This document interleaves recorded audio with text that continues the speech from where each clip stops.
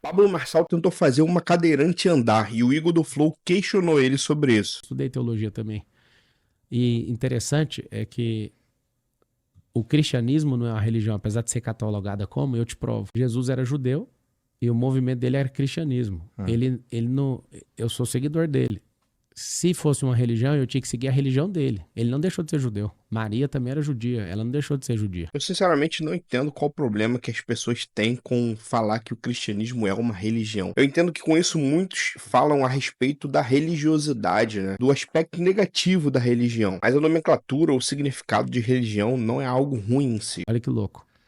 Eu acho que tu tá fazendo uma análise freestyle aí, cara. Freestyle, porque não, cara. total não foi Jesus que fundou a religião, foi Pedro, né? E de fato o Marçal faz muita análise freestyle, a gente vai ver aqui. Não. Foi O Pedro. Cristianismo é Jesus, o nome Sim, é Cristo. Total.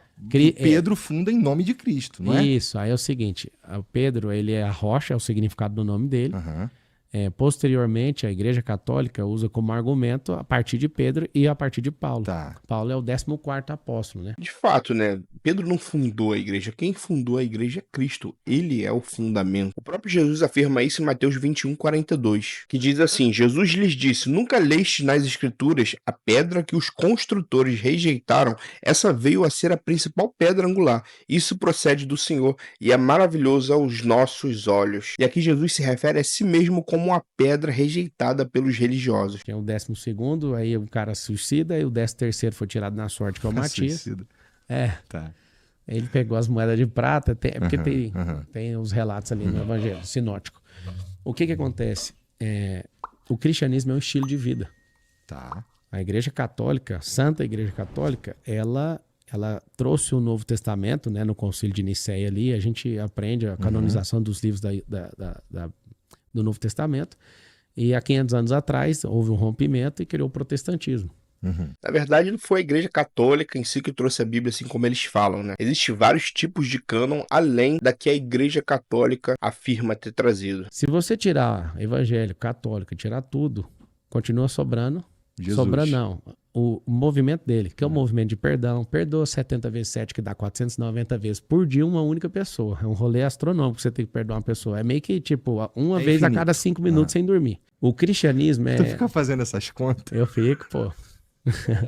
Eu acho, porque assim, você ouve, você vai falar, pô, mas 70 vezes 7, 490, divide por 24 horas, tá maluco? De cada 5 minutos você vai ficar perdoando alguém? Ou seja, não é pra você carregar. Por exemplo, mesmo que os caras fazem de tudo contra mim, eu não consigo ficar ofendido, porque eu já entendi isso na minha cabeça. Eu não carrego essa parada. Vou te dar um exemplo. Se eu te xingar em aramaico, você vai importar? Cara, eu não vou me importar nem se você me xingar em português, Então sinceramente.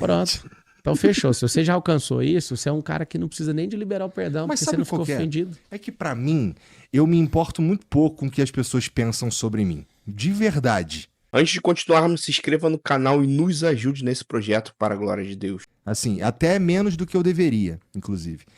Já pra tu, cara, eu sinto que tu precisa que as pessoas gostem de tu. E, Não, me ajuda aí, cara, porque eu não quero parecer eu não quero ser babaca contigo, mas Eu também sempre tive essa impressão do Pablo Marçal, não de agora, né? Já de tempos atrás. Diz aí o que você acha. eu preciso te falar o que eu sinto. Mas você pode falar, cara, isso é liberdade. Eu amo a liberdade. Eu quero que você tenha liberdade pra falar o que você quiser, inclusive aqui na minha cara. Pelo menos ele tem isso de bom, né? Diferente de muitos políticos aí que ultimamente só querem saber de censurar aqueles que falam o contrário. Tô falando. Quando você Relaxa que eu tô começou, falando. você falou, ó, vou tacar a pergunta. O que tem eu te um falei? monte de coisa Não, bad trip e o aqui que eu pra te gente falei? falar. Pode falar? Você falou Arregaça, isso? não tem Total, medo nenhum de nada. Verdade. Irmão, é o Bom, seguinte, ó, por exemplo, eu acho... Posso fale teorizar? tudo que tu queres. Vou teorizar então, tá Vai bom? lá. Primeira vez que eu ouvi falar de Pablo Marçal... Posso falar, né? Fica à Sincerão. vontade, irmão. Tá bom. Primeira vez que eu ouvi falar de Pablo Marçal, eu recebi um e-mail, cara. E eu não sei se foi você ou se foi alguém da tua galera, realmente não sei, me oferecendo uma grana pra vir no Flow. Aí eu fiquei, oxe. Eu? Então, não sei se foi você.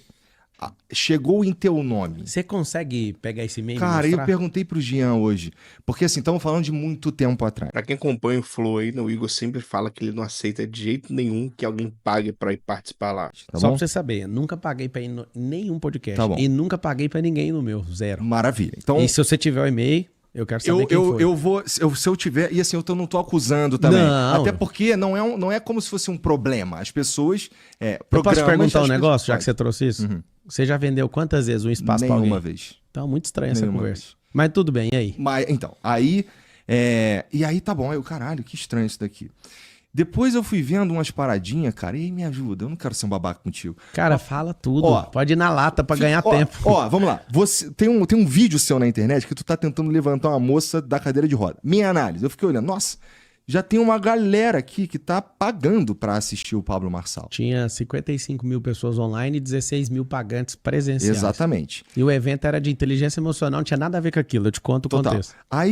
Mas isso sempre foi algo bem debatido, né? Porque no meio das coisas ali que o Pablo Marçal sempre se colocou como um coach e tudo mais, ali, como ele falou, né? Palestras de inteligência emocional e tudo mais, sempre teve aspectos muito religiosos. Ele sempre fala muito de Jesus, da Bíblia. Então, realmente, muitos ficam nessa confusão, né? Se as palestras, as coisas dele eram um culto ou era uma palestra. E a minha pira foi assim, nossa, por que ele tá fazendo isso? Até hoje eu me pergunto por que eu fiz. E aí... Então, eu te falei, eu vou contar a minha teoria. O Pablo Marçal, ele gosta muito dele mesmo. O ego dele é muito foda. Não, cara. Por que eu acho isso? Porque, meu irmão, ele sabia que ela não ia levantar. Não, então. Ele sabia. Calma. Deixa eu falar, porra. Tu não falou pra eu falar. É muito legal a sinceridade do Igor, né?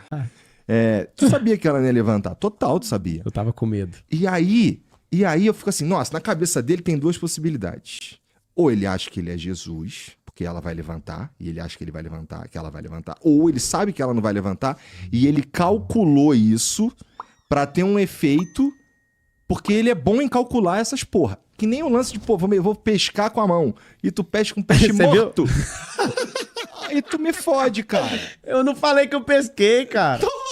Eu tô lá no Pantanal, tô com o peixinho lá dando seco, lá, dando mole. Eu falei, liga aí a câmera. Coloquei ele assim, tchá, a galera Mas emociona. As pessoas emocionam e te acham muito pica. Não. De um jeito. Realmente o Marçal tem muito disso, né? De aproveitar de algumas coisas momentâneas ali, de ser bem espontâneo e que leva as pessoas ao vê-lo de forma muito positiva. Mas isso só me arrebentou. Eu acho meio desonesto. Não, eu acho legítimo você colocar isso e poder te explicar aí pra todo mundo. Tá bom. O evento era de inteligência emocional, era um lançamento para fazer uma abertura de um carrinho de um programa que eu faço, que eu já faturei centenas de milhões com ele. É o que eu mais faturei até hoje, chama O Piorando da Sua Vida. Esse foi o primeiro? O primeiro que você fez já tinha esse nome? Não. Quando eu fiz o primeiro foi em 2018, faturei 43 mil, e depois como era 1 milhão, 50, porque esse é o mais famoso, não é? O Piorando da Minha Vida. Na internet sim. Agora o mais poderoso é o método IP. Tá. Que é um de inteligência emocional que eu... Que foi esse evento da cadeira de roda? Não. Tá. Esse da cadeira de roda foi um lançamento. Vou te explicar. Tá. Aquilo lá não tava no script. Tá. Tem uma história... Eu nem acho que tua parada é o script, não, cara. Eu não acho sigo que script. Tu é o contrário, cara. Posso falar? Primeiro, um cristão, ele nunca vai negar oração pra nenhuma pessoa. Se ele negar, ele é frouxo. Tá bom. Você tem que saber disso. Tá bom. Da minha boca, você tá ouvindo a minha declaração. Eu arrependi de fazer aquela oração num evento que não era conectado com aquilo. Entendi. Mas, irmão, o que você sentiu? Eu vou te contar. Porque pra mim é importante entender o que eu passou pela tua cabeça. Cara. Eu vou te contar tudo. Aquele evento, que foi um evento marcante, chamado Generais do Reino. Foi um evento para esse lançamento. Tava lotada a casa. 16 mil pagantes, mais 55 mil assistindo na hora, ao vivo. Quando eu fui fazer a oração, eu fiquei morrendo de medo, porque eu não queria, e ainda não quero ser conhecido por essas coisas. Tá. Isso é uma parada minha. Uhum. Só que veio um sócio meu... Eu tenho muita dificuldade de acreditar, Pablo. Não, eu tô te falando a real, ué. Tá bom. Eu não quero ser conhecido, porque se eu quisesse, eu ia ficar caçando gente pra levantar. Tipo, então vou orar de novo. Ah, tá. Por isso. Tá bom. Isso, tá bom. jamais. Tá bom. Eu sou um exímio educador, eu sou andragogo, eu sou da hora, eu gosto de dar aula, esse é meu rolê. Já vi você falar várias paradas maneiras mesmo. Cara. Em sua defesa. Eu tenho 20 mil horas de fala. Realmente o Pablo Marçal, ele tem uma oratória, um discurso muito bom, mas é justamente por isso que eu acho ele tão perigoso. Que ao mesmo tempo que ele é muito bom nisso e ele faz isso de uma forma muito inteligente, na minha opinião, ele fala muita abobrinha, quanto mais a questões de Bíblia, de teologia, de cristianismo. Por baixo. Eu sou falador desde 2005, que eu virei instrutor de treinamento nessa empresa de call center. Em 2006 que eu virei instrutor. Resumindo, um sócio meu tava atrás, chegou empolgado e falou, cara, ela tem fé que ela vai levantar. Puta. E eu falei, cara, o que tem a ver eu mexer com isso agora? Aí eu me senti covarde de falar, cara, eu vou mandar essa manhã vazar fora e vou continuar a aula. E tava maravilhoso, tava correndo tudo bem.